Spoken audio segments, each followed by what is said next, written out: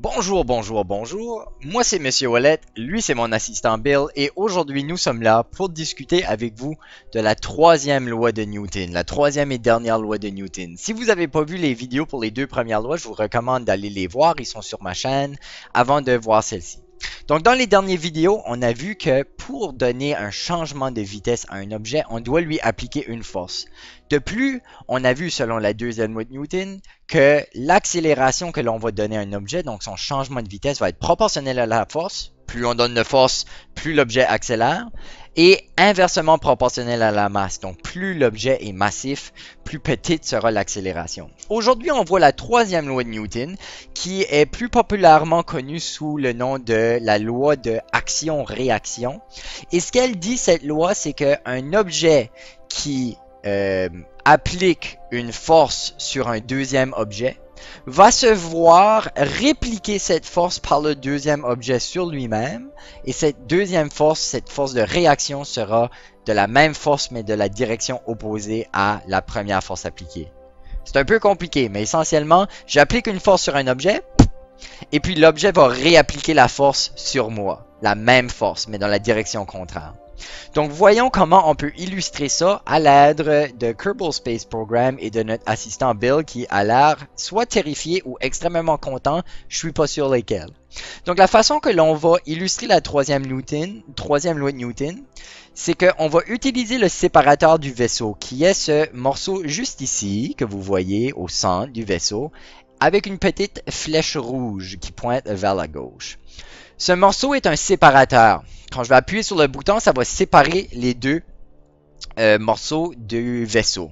Et la façon que ça fonctionne, c'est que le séparateur va appliquer une force vers la direction de la flèche, donc vers la gauche. D'accord? Et puis, cette force, donc, on sait, selon la première et deuxième loi de Newton, que cette force qui sera appliquée vers la gauche, elle va donner une accélération à cette partie ici du vaisseau. Donc, quand on applique une force sur un objet, l'objet gagne une accélération. Donc, on va appliquer une force vers la gauche, cet objet va avoir une accélération vers la gauche. Donc, on peut s'attendre que cette partie ici du vaisseau, sa vitesse va augmenter parce que la vitesse tout de suite est une vitesse qui est mesurée vers la gauche. Donc, tout de suite, je vais à 9090.3 mètres par seconde vers la gauche. Je vais appliquer une force sur cette partie ici de l'objet. Donc, il va augmenter sa vitesse lui aussi. Mais ce que la troisième loi de Newton nous dit, c'est que de plus, l'objet sur lequel on applique une force, donc cette partie ici du vaisseau, la petite partie, elle va elle aussi appliquer une force en retour, une force de réaction sur la grosse partie du vaisseau, sur le séparateur. Donc, une force va être appliquée vers la gauche par le séparateur, sur le petit morceau et le petit morceau va appliquer en retour une force vers la droite sur le séparateur et la grosse partie du vaisseau. Maintenant, comment on va faire pour mesurer que c'est bel et bien ce qui s'est passé? Ce qu'on va faire, c'est qu'on va regarder la vitesse de chacune des parties. On sait que la petite partie, sa vitesse devrait augmenter parce qu'elle se fait donner une force qui l'envoie vers la gauche, donc son accélération va monter. Mais la force qui est appliquée sur la grosse partie, elle est vers la droite. Donc, elle va essayer de ralentir la grosse partie. Tout de suite, les deux parties ont la même vitesse de 9090.3. Mais après la séparation, on devrait voir que la petite partie va augmenter sa vitesse et la grosse partie va diminuer sa vitesse. N'oubliez pas que la seule façon que la grosse partie peut diminuer sa vitesse, c'est s'il y a une force d'appliquer sur la grosse partie.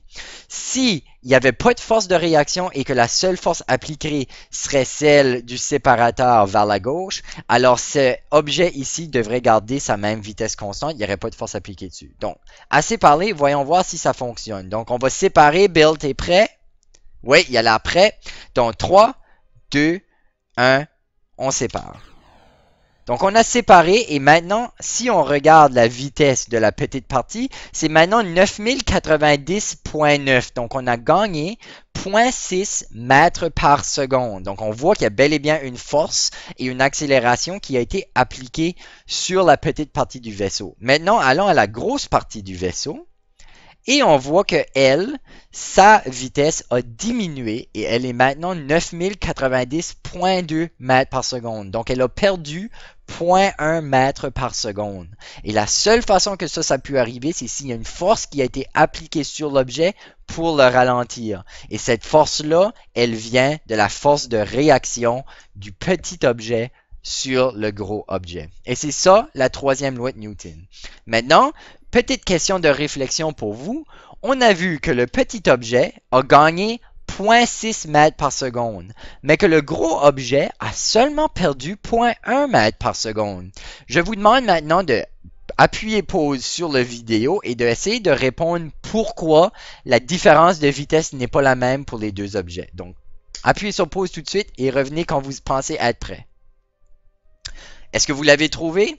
Donc, la raison, c'est en raison de la deuxième loi de Newton qui nous dit que l'accélération que va subir un objet est inversement proportionnelle à sa masse.